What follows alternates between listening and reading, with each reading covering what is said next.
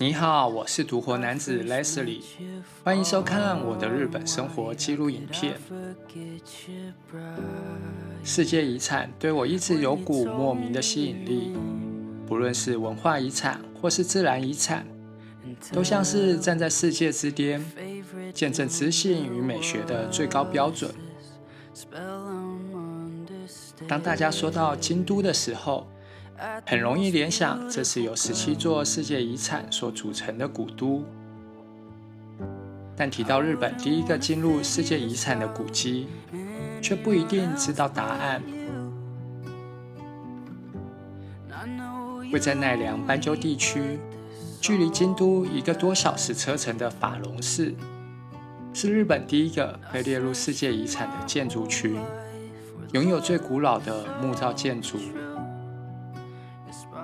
本来只是从京都出发，当天来回的一日小旅行，在做功课的时候，却发现周围还有很多值得一看的古迹。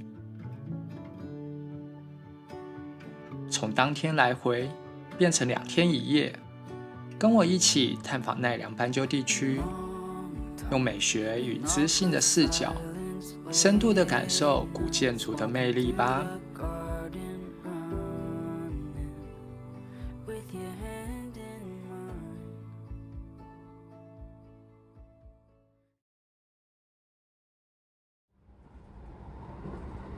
从京都出发，可以坐 JR 或近铁到法隆寺，车班很多，交通的安排上不会有太多限制。2天1夜的行程中，除了必看的法隆寺，还会参观斑鸠地区天际线上最美线条的法轮寺及法起寺，在最古老的辟邪圣地松尾寺祈求平安。最后到国宝茶室慈光院喝一杯茶，结束2天的古建筑巡礼。从法隆寺站走路20分钟，就会到法隆寺的正门。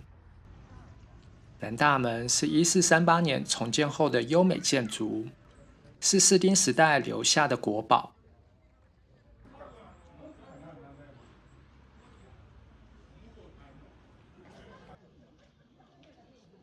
穿过南大门，走过步道，会看到中门和回廊，这是飞鸟时期留下的建筑，隐藏了一个谜团。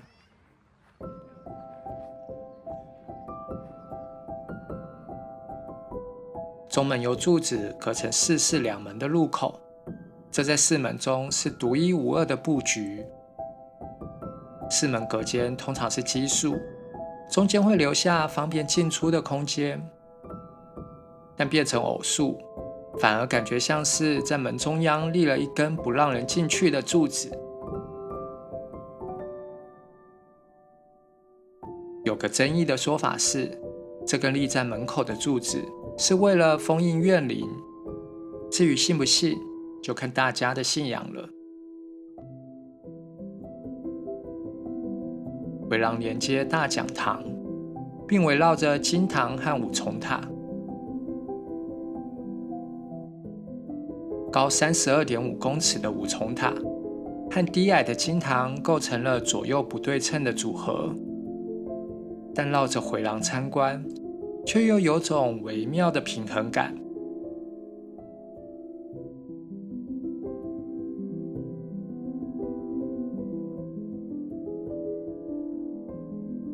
五重塔是日本最古老的宝塔，从外观看是5层，其实从第2层起就没有地板了，所以本质上是一间平房。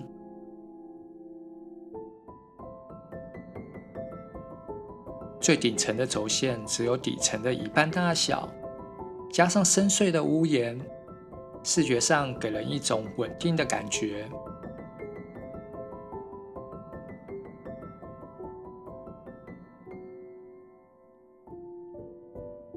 另一个让五重塔屹立不摇1300年的关键，是内部一根从地底直通塔顶的相轮。这根星柱起到了减震的作用，即使在地震频发的日本，五重塔却从没有因此而倒塌。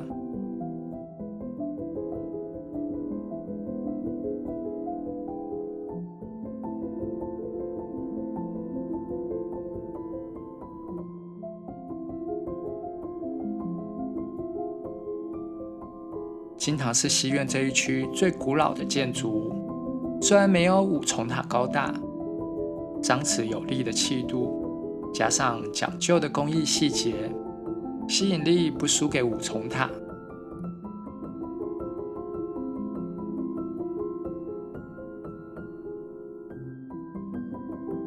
金堂的房檐有4公尺深，为了减轻沉重而加装上的龙纹支柱，反而让金堂多了神秘的气势。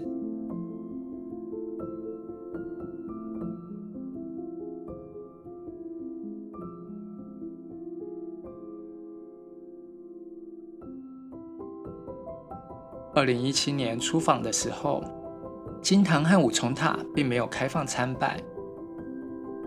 这次可以看到五重塔底层的洞窟石雕，以及金堂里珍藏的国宝佛像。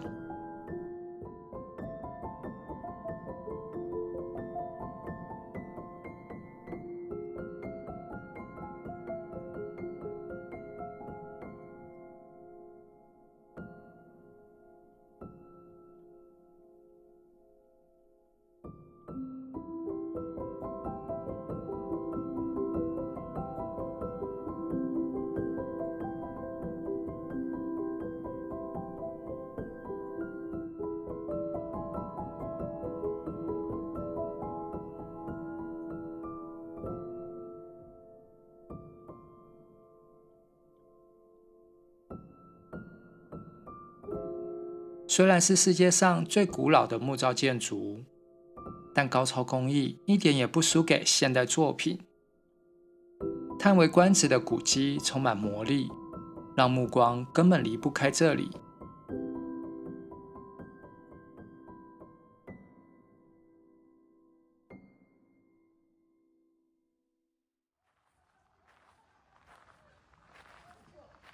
走到一旁的西园堂，用高一点的视角欣赏金堂和五重塔。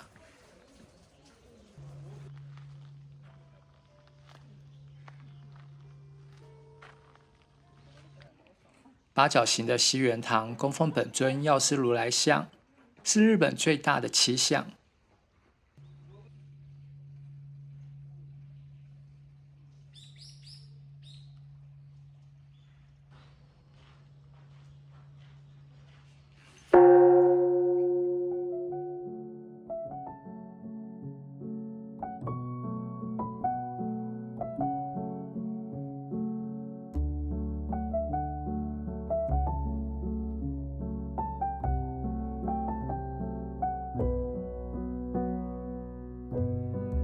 大宝藏院收藏许多传承下来的名宝，像是梦为观音像和玉琮杵子，还有很多画像，既是信仰的珍贵遗产，也是艺术的极致瑰宝。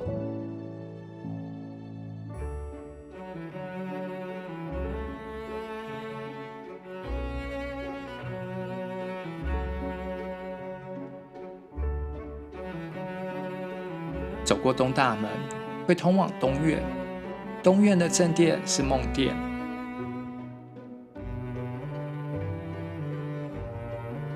梦殿是一座高台上的八角殿，建于天平时代，里面安置了圣德太子像和圣观音菩萨像。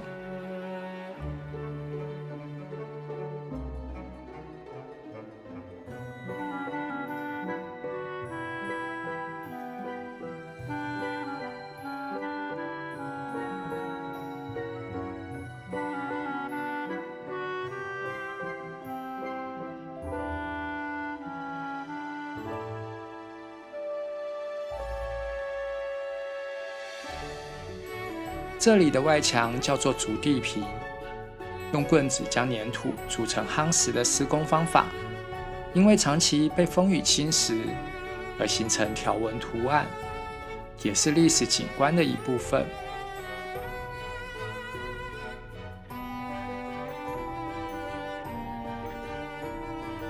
法隆寺的创建可以追溯到西元607年，虽然在670年毁于火灾，推测在7世纪后半完成重建。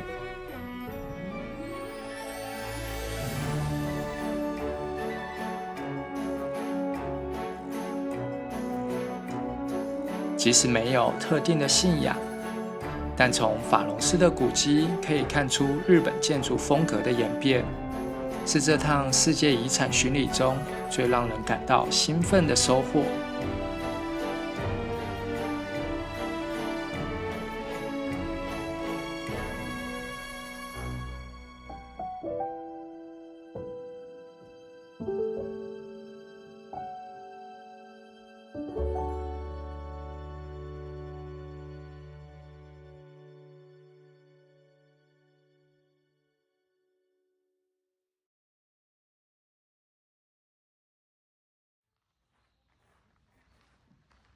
在东院旁的中宫寺是飞鸟时代创建的寺院，自从桃山时期的尊治公主在这里出家之后，就成为皇家的尼姑寺院，延续到今天。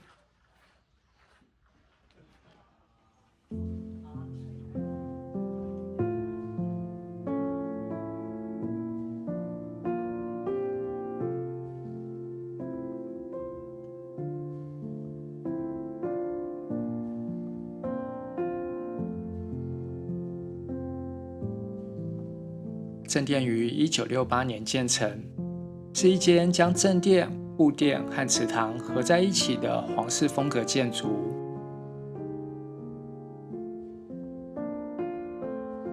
祠堂周围种植金黄色的地堂，园内随四季变换姿态的植栽，透露一股女性寺院独有的气质。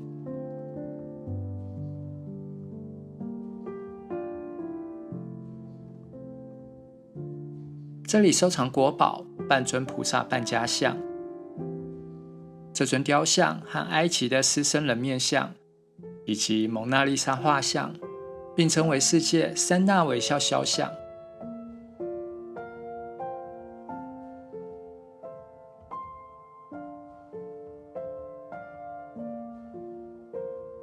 即使是第2次参观法隆寺，仍然看到很多第一次没发现的细节。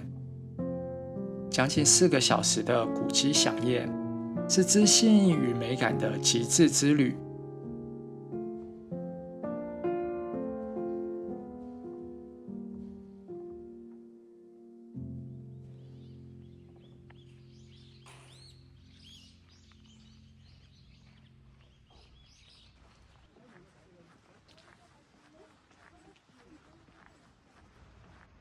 回到南大门，这里有几间餐厅，选了这家叫做变庆的釜锅炊饭。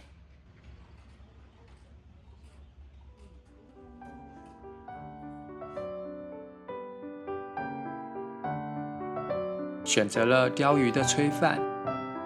这间餐厅最有趣的是，等待炊饭的期间，还能欣赏法隆寺的古建筑。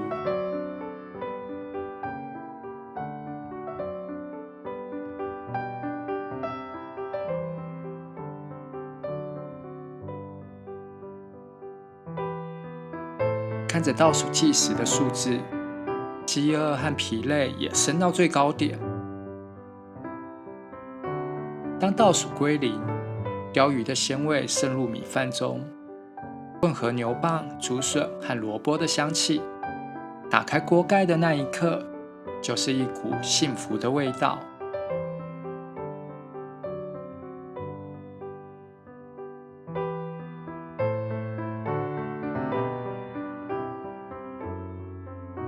需要时间等待的乡土料理，加上历史悠久的世界遗产，这样的搭配组合，好像吃出了食物的新境界。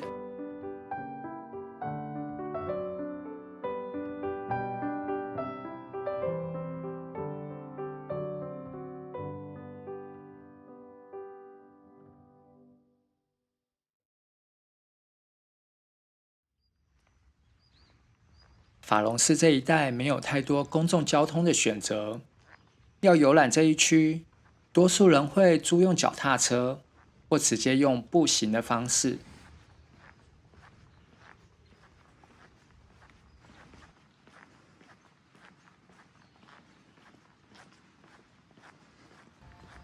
通过寺院围墙和民宅，走过田野和乡间小路，其实这种不近不远的距离，很适合用双脚感受土地的温度。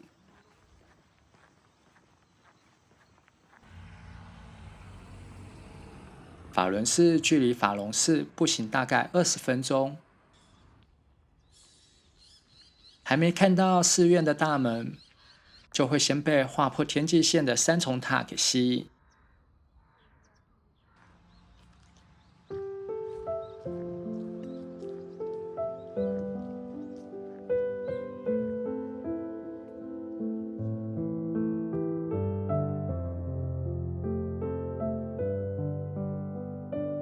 法伦寺建于7世纪，1645年因为一场大风，寺内所有的建筑都被摧毁，只剩下三重塔还幸存。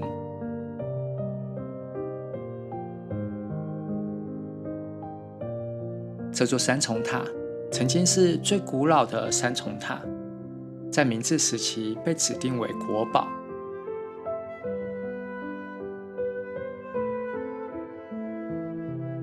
1944年遭遇雷击而烧毁，因此被取消了国宝的认证，也失去了重建所需的公共援助。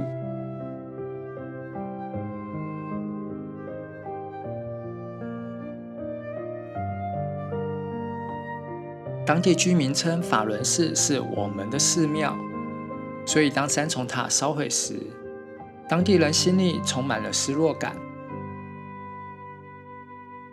经过住持和当地居民向全日本宣传，加上作家用故事感动了各地的读者，1975年总算修复了三重塔。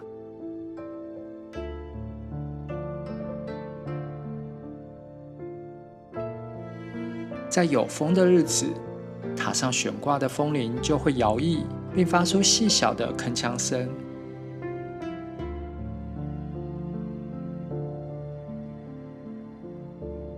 三重塔抚慰心灵的柔和音调，像是庆祝重建后的天籁之音。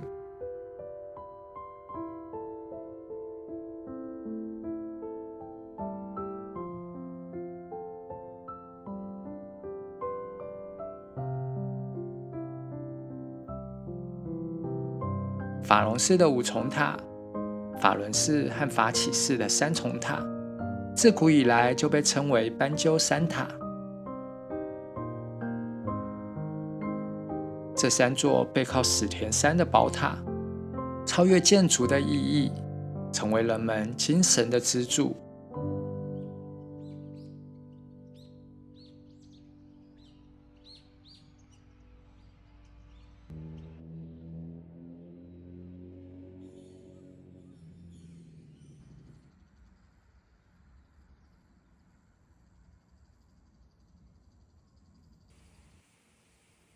回程的路上会经过斑鸠神社，顺着阶梯爬上小山坡，感受这座无人神社的神圣气氛。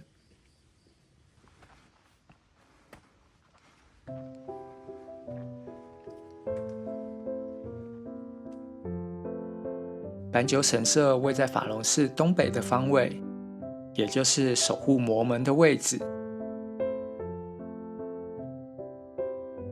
看到这只腐牛，就知道这里是祭祀菅原道真的神社。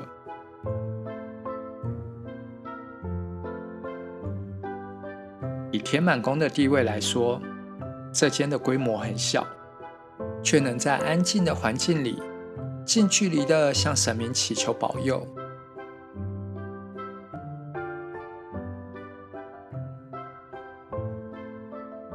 走出神社的范围，对面有个天满池，还可以看见法隆寺的五重塔，像是指引旅人的灯塔，让人安心的在这一区漫步游走。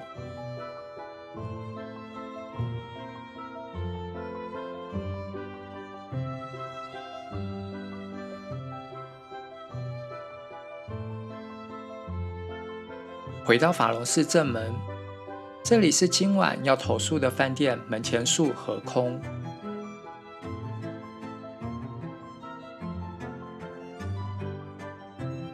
看外观，本来以为这是间朴素的民宿，但在入住的时候，细心的接待流程，加上高品质的家具装潢，我才发现这是家讲究的精品旅馆。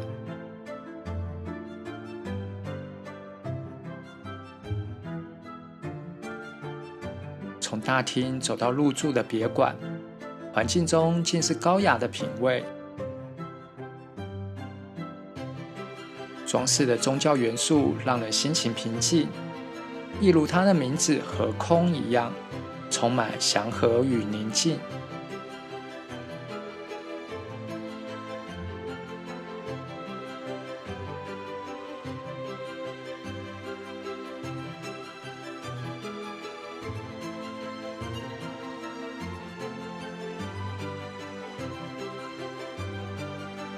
房间里的设施很新，装潢也很有质感，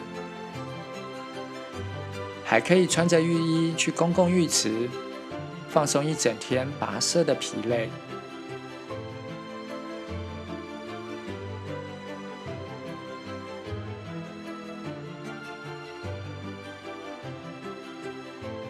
在甜点和美酒的陪伴下，加上修筑时刻的抚慰，结束视觉飨宴和心灵富足的一天。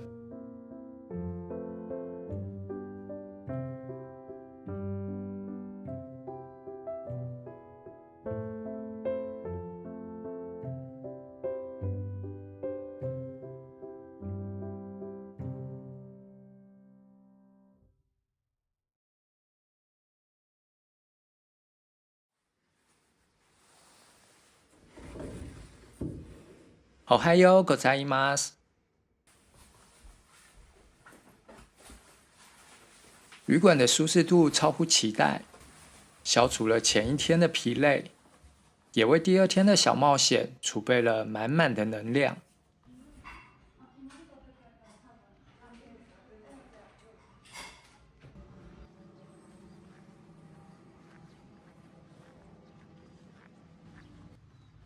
最近发现越来越多跟我一样喜欢独旅的人，一个人在路上，从外在看像是孤独的身影，其实内心是不断对话的过程，好像这个时候才能认识真正的自己。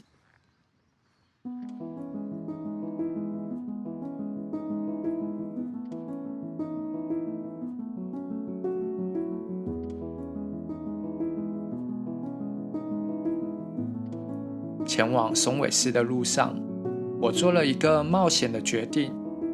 一路上我不看 Google Map， 而是照着沿路的指示前进。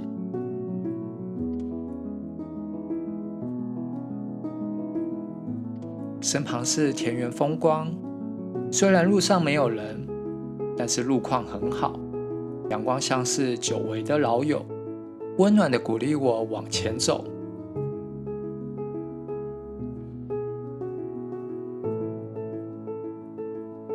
转进小路后，两旁的树林越来越浓密，路况也越来越差。这时候心里是恐惧与征服两种情绪的战争。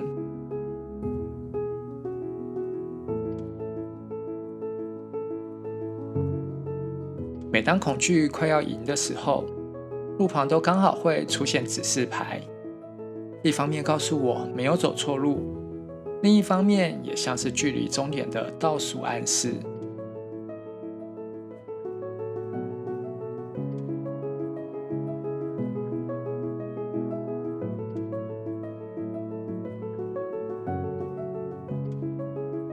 这段路让我想起了跑半程马拉松的经验，不管落后了多少距离，跑的过程中总有路人会大喊加油，就像眼前的路标与偶尔探头的阳光，赶走了想放弃的念头。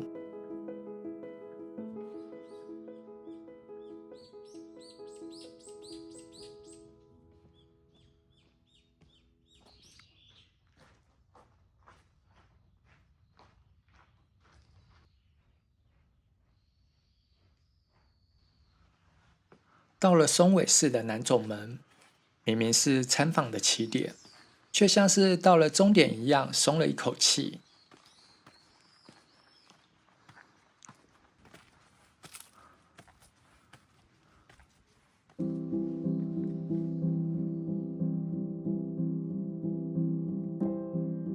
西元718年，皇子在松尾山修行祈愿，天空突然飘来祥云，降下了观世音菩萨，这就是松尾寺的由来。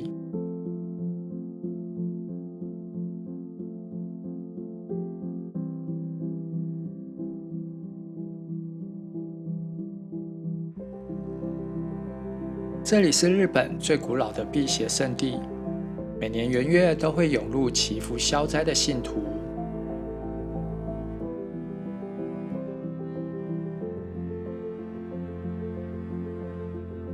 这面是重要文化财，是典型的中世纪真言宗三墙瓦顶建筑，里面供奉本尊千手千眼观音。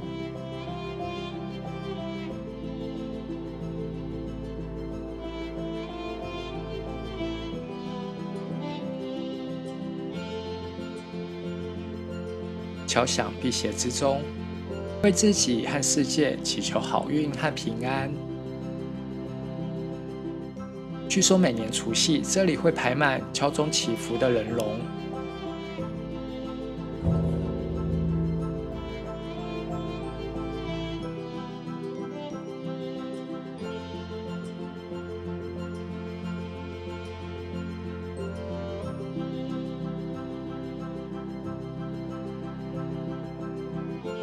阿弥陀堂是建于江户时代中期的瓦顶建筑，一旁的七福神堂供奉着7位吉祥之神。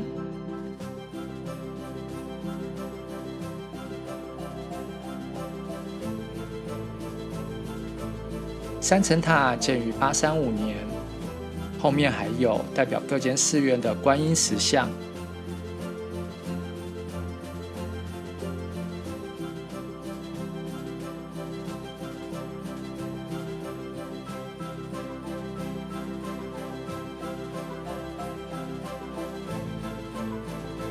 建在山上的松尾寺视野还不错，加上通透无云的天气，可以看到远方的山景。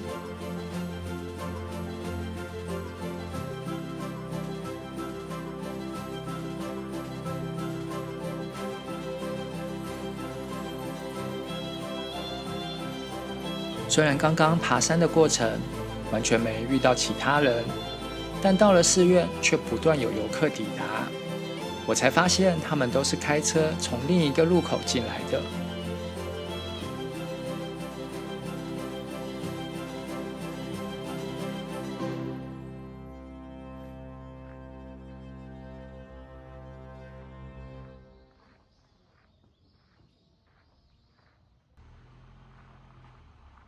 从北总门离开会接到一般的道路，其实这里才是 Google Map 会导引的路线。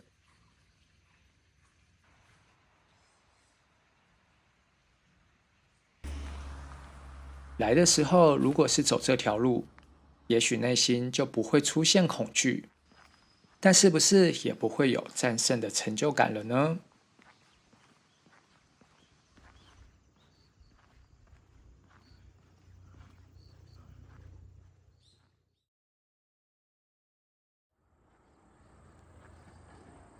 沿着车道向山下走半个小时，会到法起寺。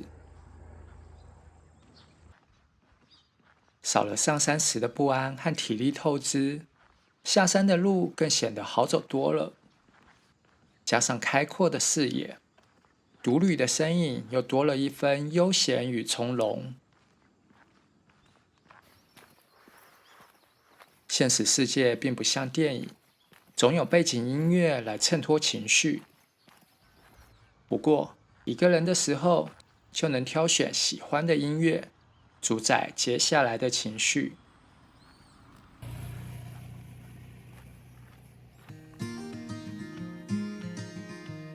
选了轻快的音乐，看到的景象也多了一层梦幻的滤镜。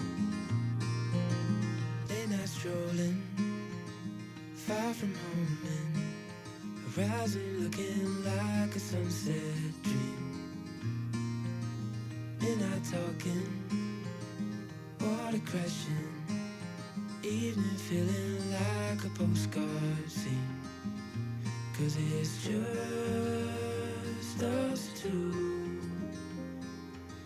法起寺一旁有片波斯菊田，或红或白的前景，搭配让人心情安定的三重塔，成为如画的风景。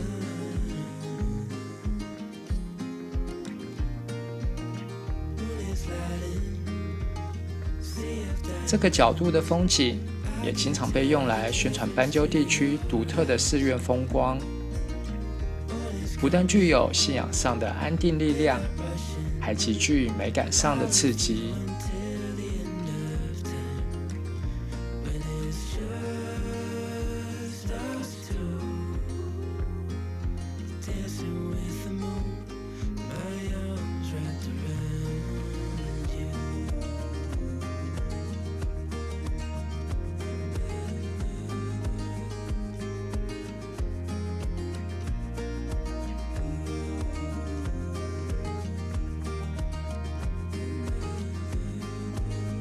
三重塔建于西元706年，是日本现存最古老的三重塔，同为斑鸠地区的天际线画下一道历史的印记。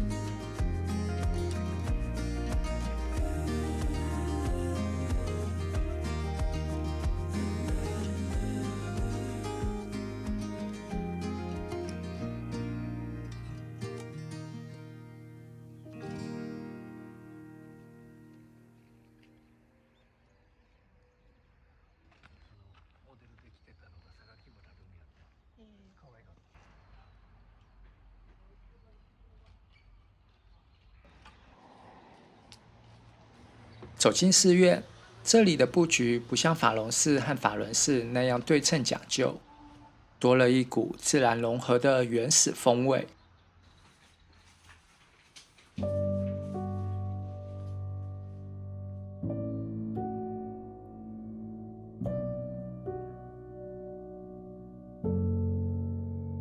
法起寺是7世纪由冈本宫改建而成，和法隆寺、四天王寺、中宫寺并列为圣德太子建造的寺院。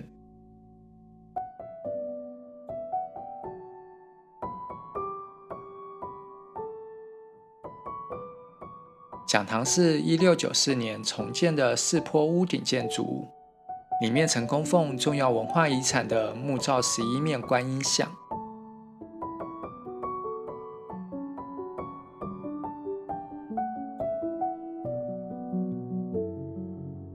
木造瓦顶的圣天堂，沉稳的深色原木透出一股神秘感。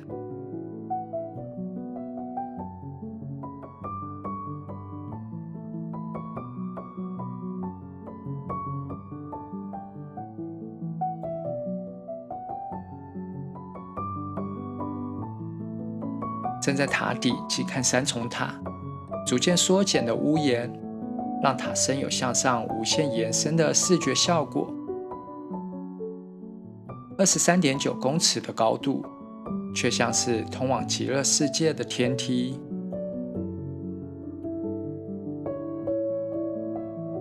内部是泥土地板，有4根柱子和1根八角形的心柱，同样为三重塔提供屹立不摇的最佳支持。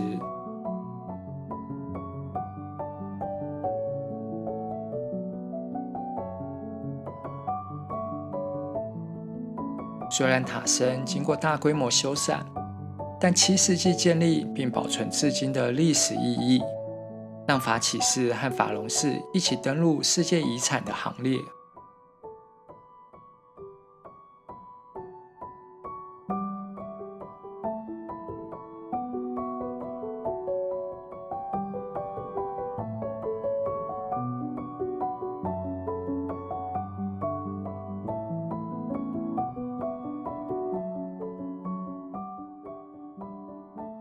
宁静的空间里，是岁月留下的无声足迹，看似不动如山超过1300年，却是历史变迁的见证人。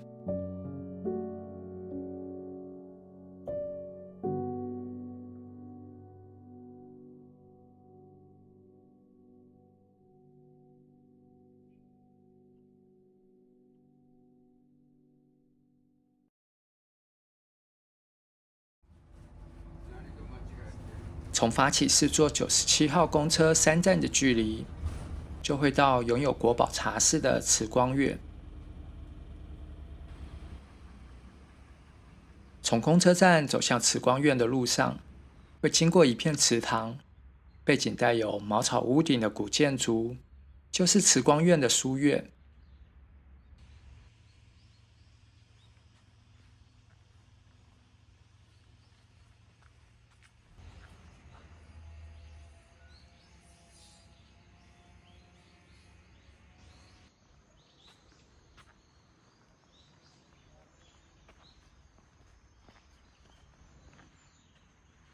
被视为山门的慈木门，两重茅草屋顶的设计在日本非常少见。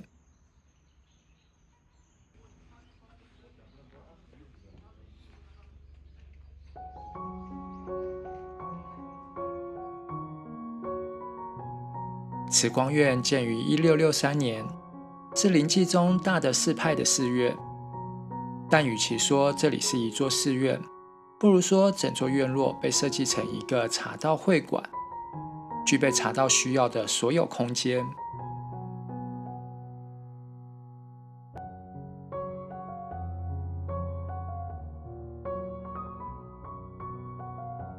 书院是慈光院的中心建筑，通透的空间作为游客的茶道体验场所，可以坐在这里一边享用茶点，一边欣赏名胜庭园。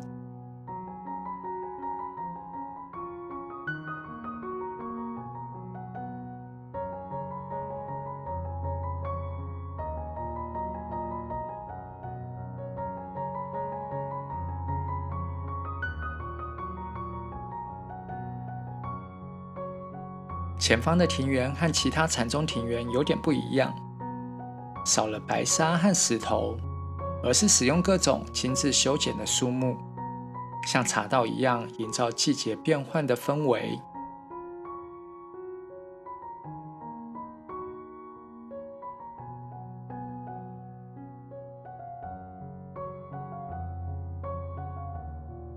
也可以走进庭园中，换个角度欣赏融入庭园的茶室。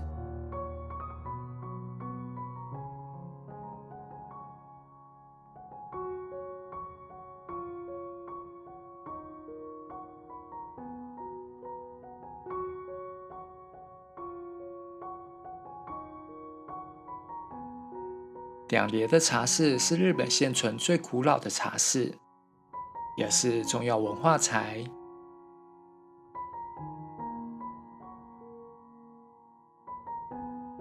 带有吉野窗的3叠茶室，室内空间比较暗，同样是重要文化财。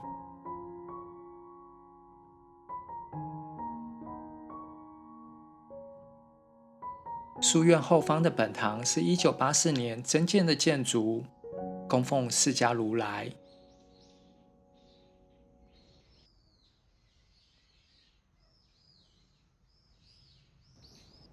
慈光院是金城武拍摄 ICU 广告中在日本喝抹茶的取景地点，可见在这里喝一杯抹茶，是一段多么让人心神向往的时刻。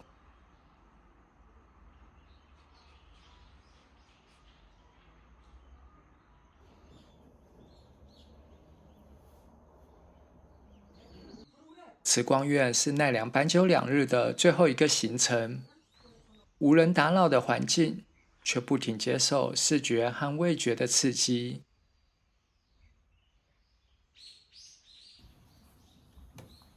眼前的美景驱赶暴走2天的疲累，这一刻，身心都被疗愈了。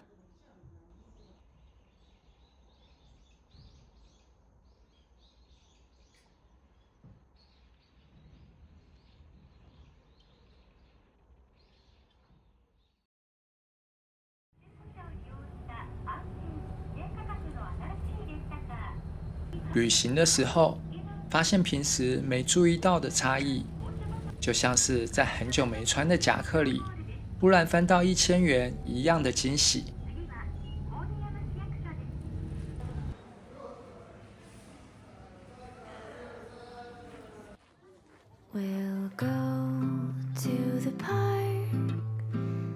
其实2017年我就来过法隆寺了，但那时候只专注在建筑和信仰，少了内心的自我对话。这次再访，融合了其他时期的景点，也带入了京都生活的视角，才渐渐懂得要怎么感受旅行的意义。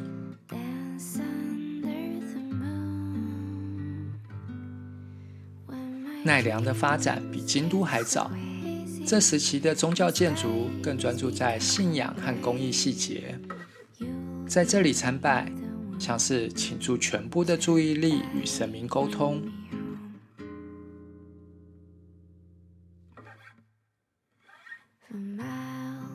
而后来的宗教建筑融入了禅意的思想，加入庭园的元素。参拜的时候，像是将注意力放到自我内在的沟通。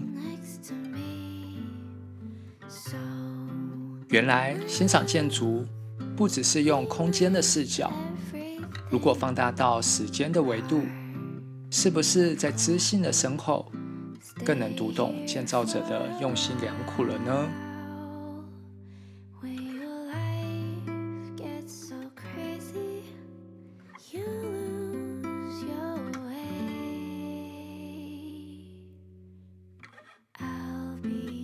如果你也喜欢在日本的古迹中翻看历史的趣味，投射内心的想念，欢迎订阅我的频道，一起发掘新鲜的视角，感受旅行的美好。チャンネル登録よろしくね。